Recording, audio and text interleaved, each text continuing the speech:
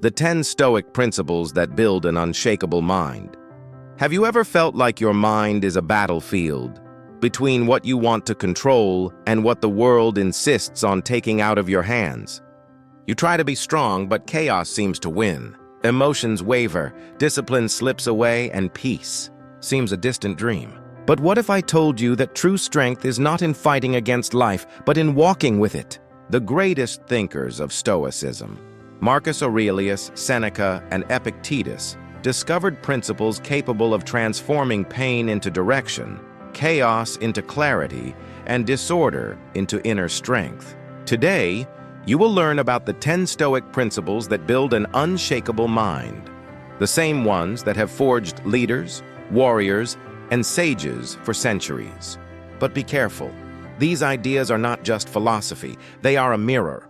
And when you look within, you may never see yourself the same way again.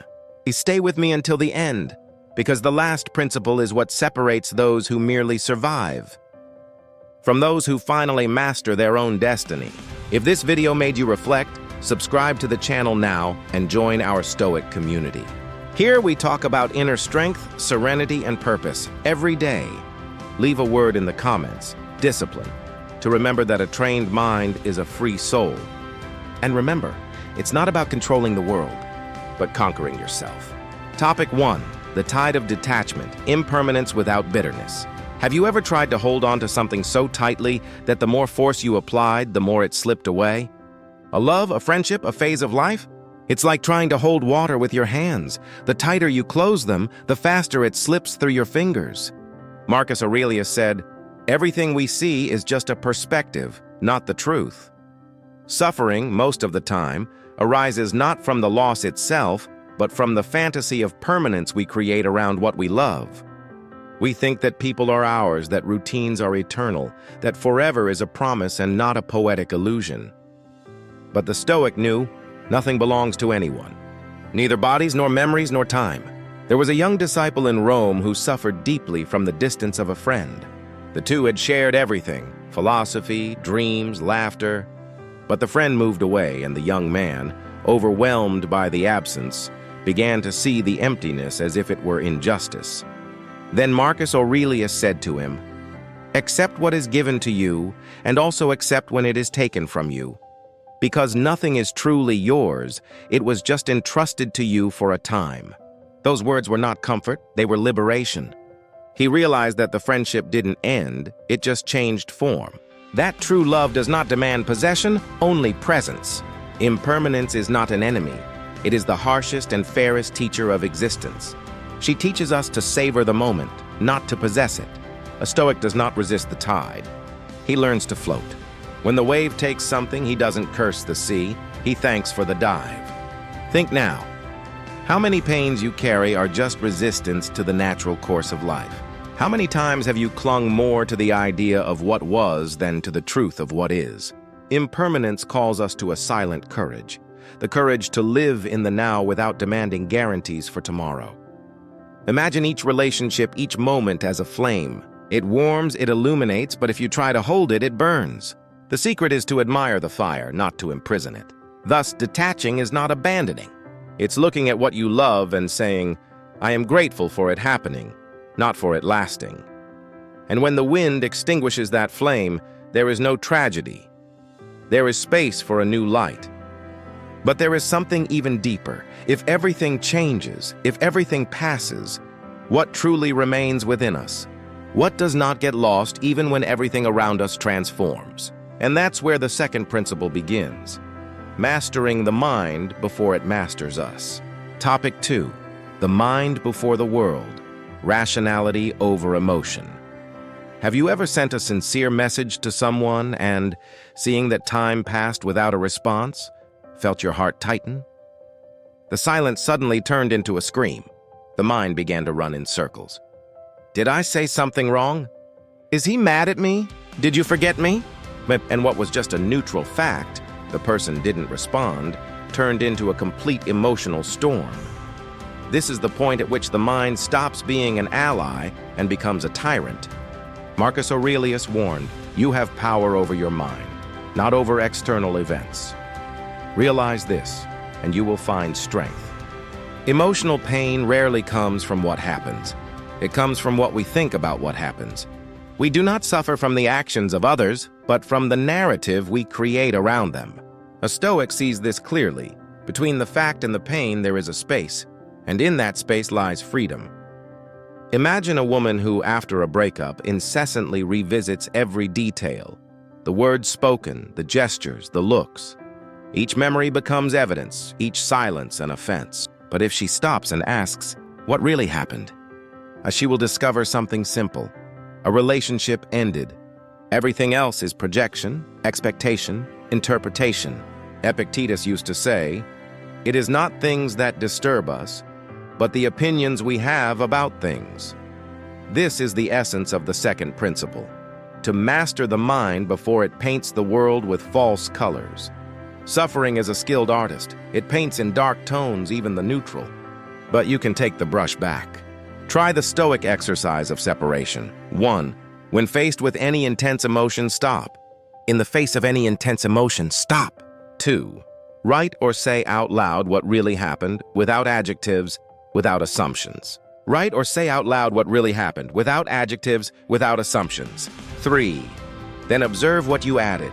Then observe what you have added. The difference between fact and thought is the distance between suffering and serenity.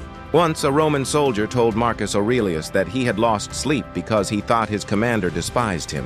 Marco, with serenity, replied, "If he despises you, that is his burden. If you suffer because of it, that is yours." Mastering emotions is not denying what you feel.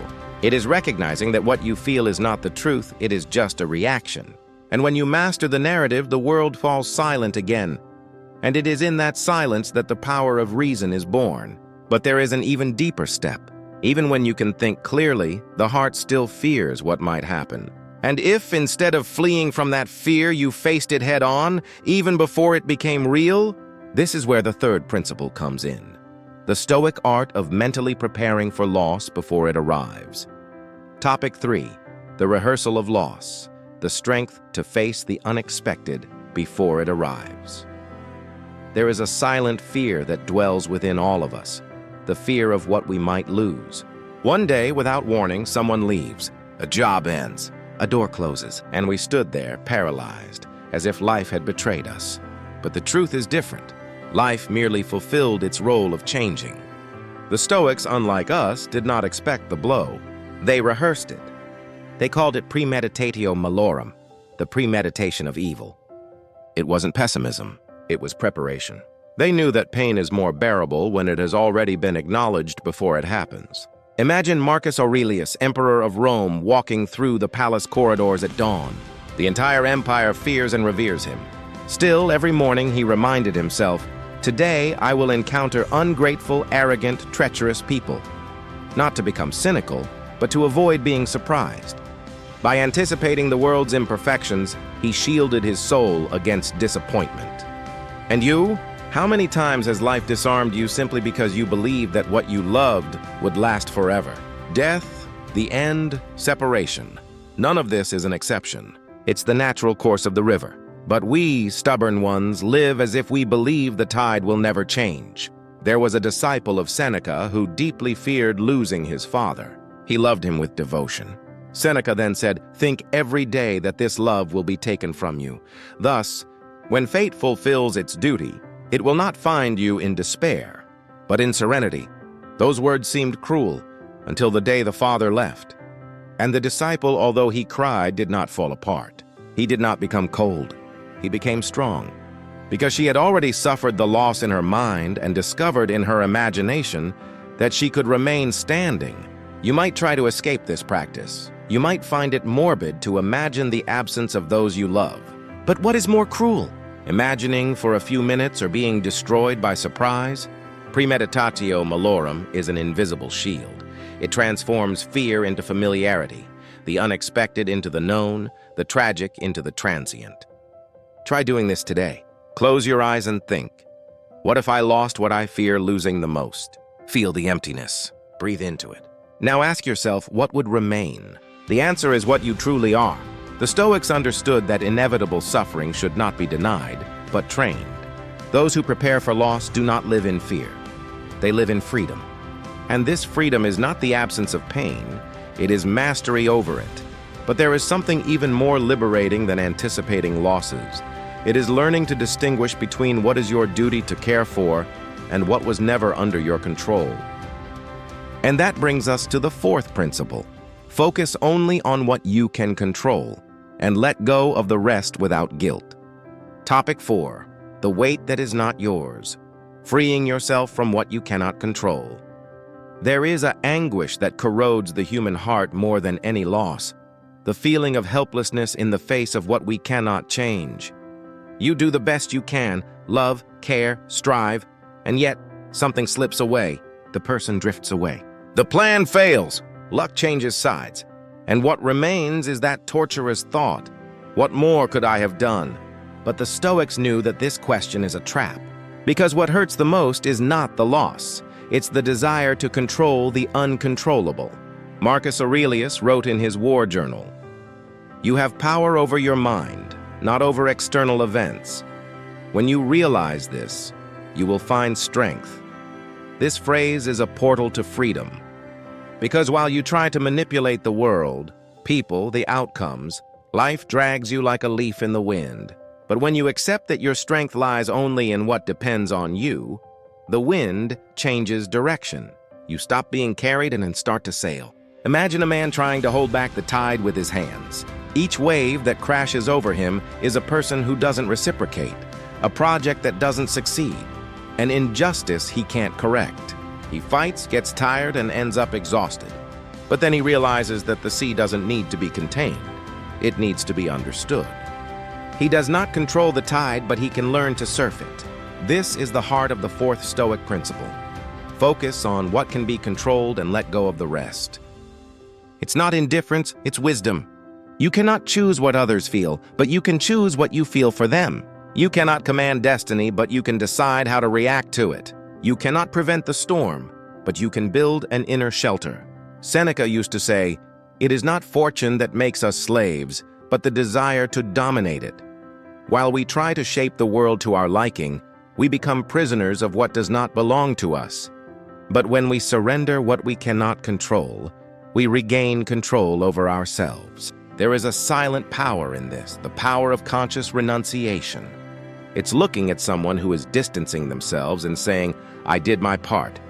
The rest is up to the universe." It's losing something valuable and still being able to be grateful for the opportunity to have lived it. And it's curious. When you stop fighting against the uncontrollable, the world seems to realign itself. The weight disappears, the mind clears, the heart breathes. And in that moment you realize peace was never in the circumstances, but in the way you interpret them. But there is a step beyond that, an even higher level of wisdom. Because even when you focus on what you can control, it's easy to forget the bigger picture and think that your pain is the center of the universe. And it is there that the fifth principle is born. Broaden your vision, see the whole, and discover that your pain is just a part of the grand order of life. Topic 5. The panorama of life. Broadening the vision and reducing the weight of pain. When we are suffering, everything seems small and enormous at the same time. Small, because the world shrinks to fit inside our pain. Enormous, because this pain occupies every space in the mind. Nothing else exists beyond it. But the Stoics knew something that most of us forget. Pain is real, but the size we give it is a choice. Marcus Aurelius wrote every morning before facing the chaos of Rome, "You should observe from above, see the river of life as it is, flowing, carrying everything, mixing the new with the old, what flourishes and what decays." He invites us to climb, metaphorically, a mountain. From up there, we see that what seemed like the end is just a curve in the road, that today's broken heart will be just a memory among thousands. May the pain that now seems infinite be, in fact, a brief wave in a sea that never stops moving. Imagine someone lying down looking at the sky. A cloud passes and covers the sun. For an instant, everything darkens. But if that person stands up and walks, they will see that the sun never stopped shining. It was they who remained standing in the shadow. Such is suffering when we forget the bigger picture. It paralyzes us under a passing cloud. Seneca, in one of his letters, wrote, "Time heals what reason cannot, and reason accelerates what time alone would take." He spoke of perspective, that ability to broaden one's view and see that nothing is absolute, neither pain, nor joy, nor people. Everything transforms. And when you understand this, something inside you changes. You stop asking, "Why did this happen to me?" And you start asking, "What is this trying to teach me?" A young Roman once lost everything in a fire: his house, books, memories. Desperate, he sought out Marcus Aurelius, who calmly replied to him, "You didn't lose what you had. You just returned to yourself. And it is within yourself that you must rebuild what matters." Those words sounded like a blow and a healing. The young man realized that his life had not ended. It had merely changed form. What he saw as ruin was just the cleared ground where something new could be built. When you learn to look from above, to see the greatness of time and the brevity of moments, your pain is resized. It ceases to be an abyss and becomes a bridge, a path between who you were and who you can become. But there is something even deeper than perspective. When vision expands, a new way of living is born, an existence guided not by reactions but by purpose. And that is exactly what the sixth principle reveals to us: how to transform pain into direction and suffering into strength. If this message is making you rethink your choices, take a deep breath for a second. Stoicism is precisely about that: pausing, reflecting, and acting with awareness. So take this moment and subscribe to the channel. Here, every day, we talk about self-control, inner strength, and Stoic wisdom applied to real life. It's not theory and it's practice. Come with us. Topic 6. The purpose in pain: transforming suffering into direction. Most people seek to escape pain. They run, distract themselves, get intoxicated. But the Stoics did the opposite. They entered into it, not for masochism, but for wisdom. They knew that within pain there is a map, a silent path pointing to what needs to be healed, strengthened, or understood. Marcus Aurelius wrote during one of his darkest nights, "The obstacle to action advances action. What is in the way becomes the way." This phrase is a mirror of life. Everything you reject, loss, error, failure, abandonment, contains exactly what you need to learn the most. Pain is the teacher that never lies, even when it speaks loudly. Think of a sword. It is not born sharp. It needs to be forged in fire, struck repeatedly, cooled, and started over. Each spark, each strike is a necessary suffering for the blade to become what it is. Thus are we. The fire we fear the most is the same that shapes us. Seneca used to say, "No man is more unhappy than the one who has never faced adversity, for he has not been allowed to prove himself." There is a profound difference between suffering that destroys and suffering that awakens. The first is the one we resist, the one we try to deny, hide, blame. The second is the one we face with presence, asking, "What does this want to show me?" Imagine someone betrayed by the one they trusted the most. The natural reaction would be to close one's heart, lose faith in people, carry bitterness. But a Stoic looks beyond the wound. He asks, "What is this pain trying to teach me about myself?" Maybe about boundaries, maybe about expectations, maybe about the difference between love and dependence. When you change the question, you change the power of the pain. It stops being a punishment and transforms into a compass. It stops being something that holds you back and becomes something that guides you. There was a woman in Rome who lost her husband and spent months in silence, believing that life had ended.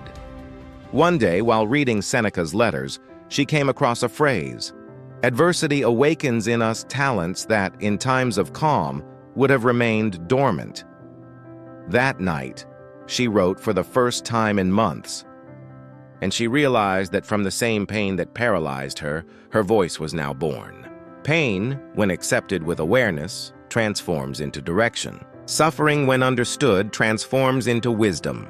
And the heart, when shaped by loss, becomes stronger, not by hardening, but by understanding. But there is an even higher step on this Stoic ladder.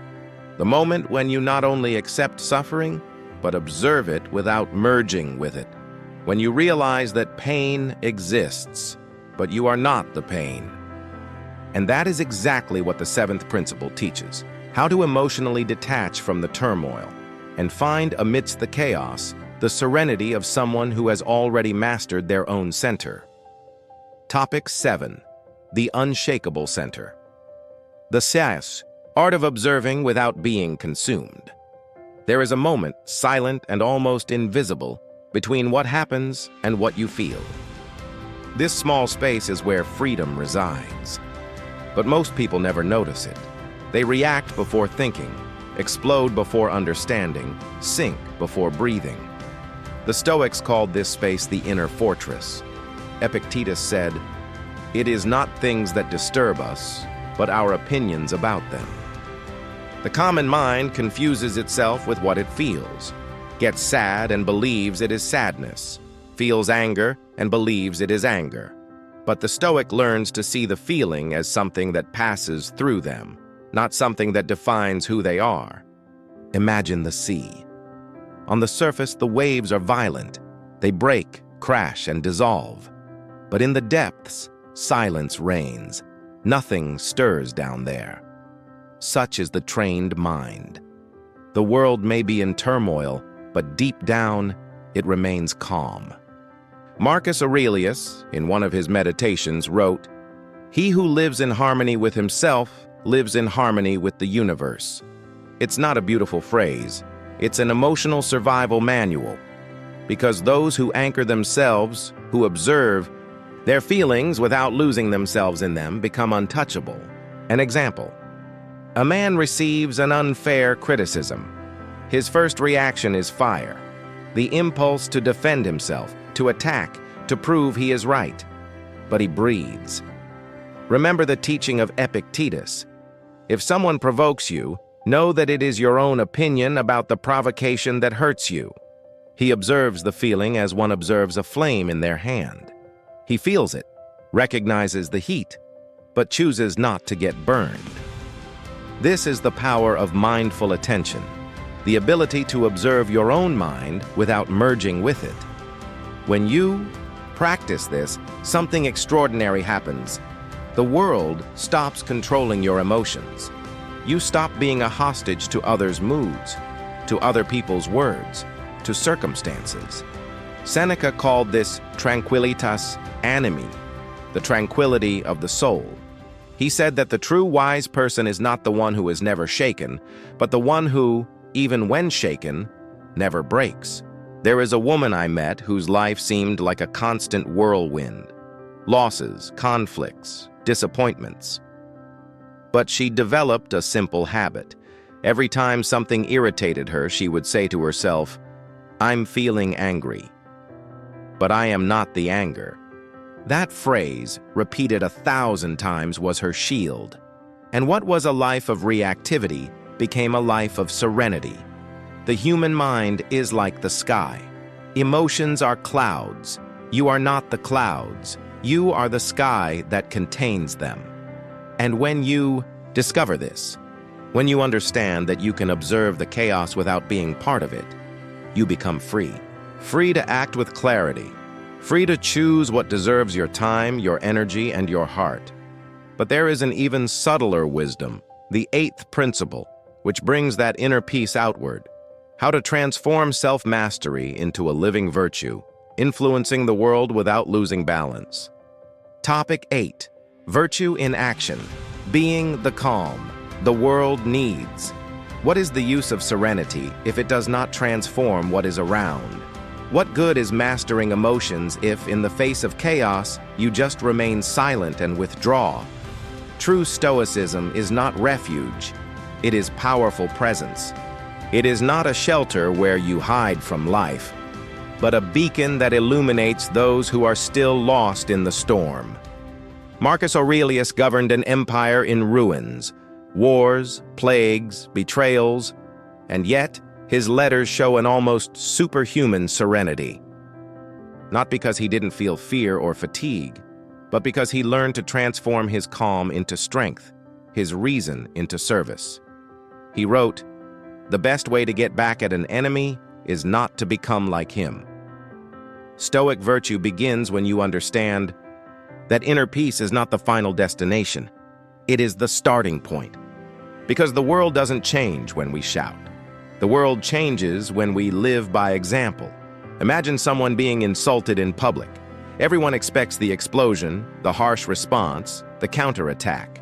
But this person breathes, looks into the eyes of the one provoking them, and says in a calm voice, "You have the right to your opinion."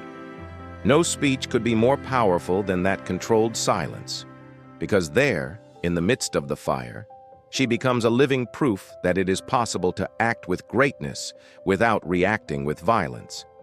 Seneca said that virtue is not measured in words, but in repeated behavior. And every time you choose composure instead of anger, patience instead of haste, empathy instead of vanity, you are practicing philosophy, not studying it. A soldier of Marcus Aurelius once asked, "How do you remain calm when everyone is shouting? Orders and fear takes over?" And the emperor replied, "When the house is on fire, someone needs to be the fire that warms, not the one that destroys." This is the essence of virtue in action, being the warmth of reason in a world frozen by impulses. You don't need to be an emperor to do that. It could be a father who patiently listens to the rebellious child, a woman who decides to respond with wisdom instead of bitterness, a leader who acts with firmness but without pride. Calm becomes contagious. When you live with purpose, others begin to adjust to your frequency, and without realizing it, what was once self-mastery becomes influence. You inspire not because you speak beautifully, but because your presence is coherence. But there is an even higher step on the Stoic path, the one that separates the wise from the common. The moment you understand that there is no glory in dominating others, but in governing yourself even in the face of suffering. And that is what the 9th principle teaches us, how to maintain discipline and virtue when life tests you to the limit. Topic 9. The silent strength, discipline. When everything falls apart.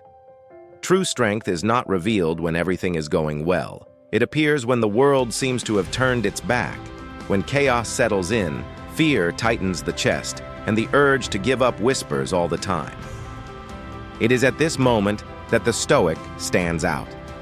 While others seek refuge in comfort, the Stoic stands firm, even trembling inside. Marcus Aurelius used to say, "Stop asking yourself what a good man should be, and just be one." These words sound simple, but they are a call for discipline. Because discipline is what keeps the flame burning when enthusiasm fades. It is the invisible thread that pulls you back when the mind tries to wander. Imagine a Roman warrior facing a long night. The rain falls, the body aches, the fatigue is absolute. But even so, he gets up, adjusts his armor, and continues the patrol. Not for glory, not for applause, but because he gave his word, and he keeps it, even when no one is watching. This is the essence of Stoic discipline, acting with honor even when no one is watching. Seneca called this fortitudo animi, the strength of the soul.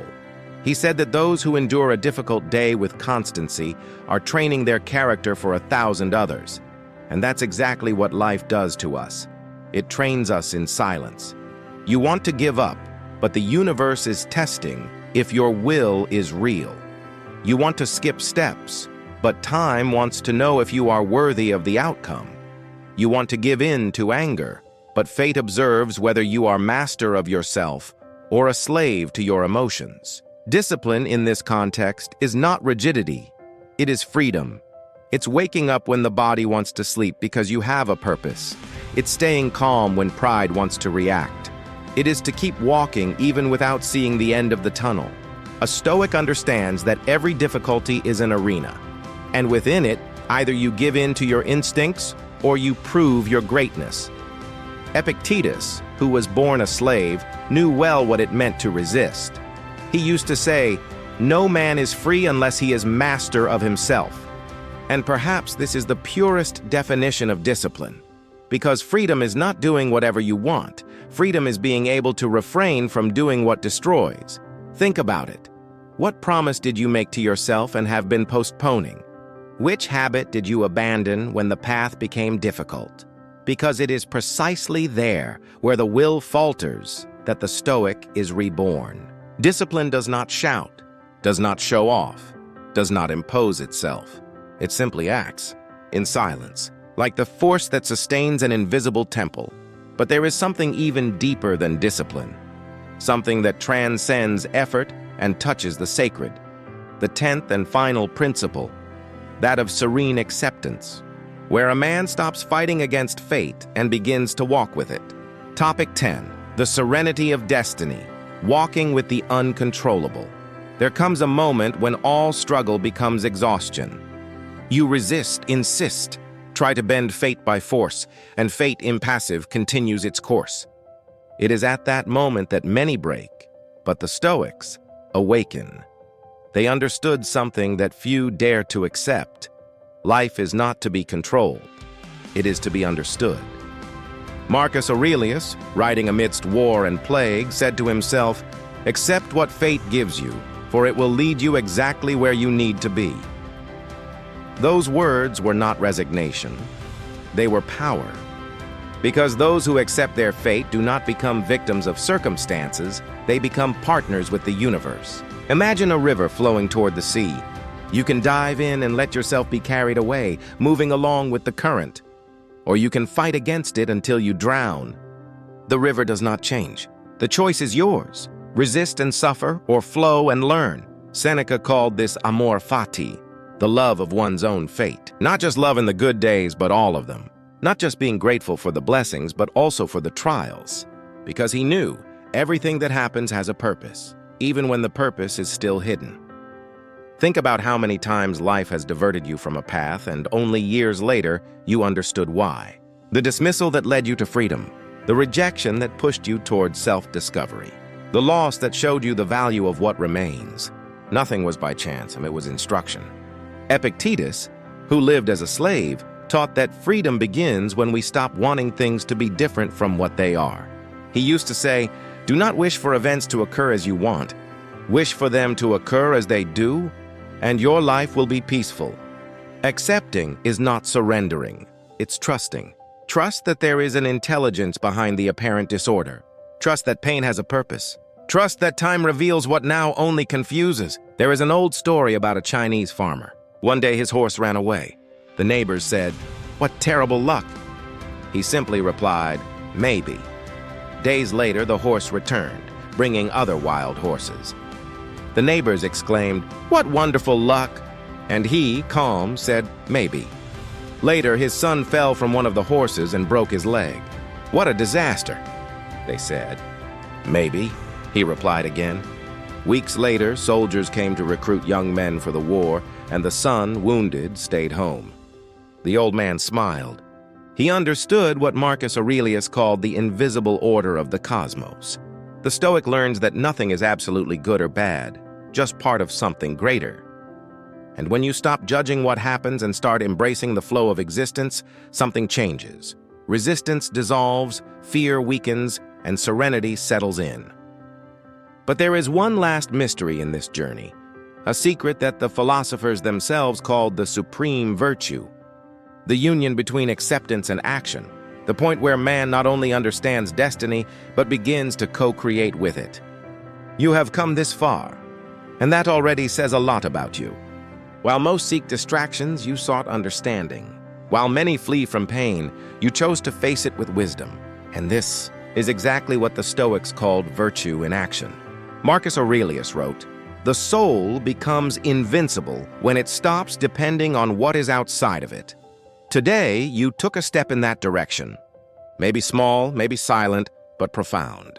Because every transformation begins like this, inside, and then it expands.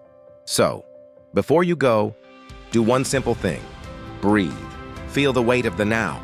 And tell yourself, "I control my mind, not the world." Repeat this until calm returns, until the chaos outside can no longer touch what exists inside. Thank you for being here, for dedicating your time to grow, reflect, and strengthen your soul.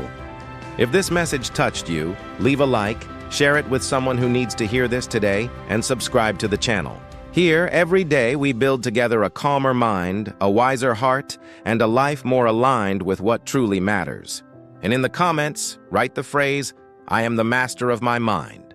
May this be your reminder and our bond as a community. Because the Stoic journey doesn't end here. And in the next video, we will take the next step.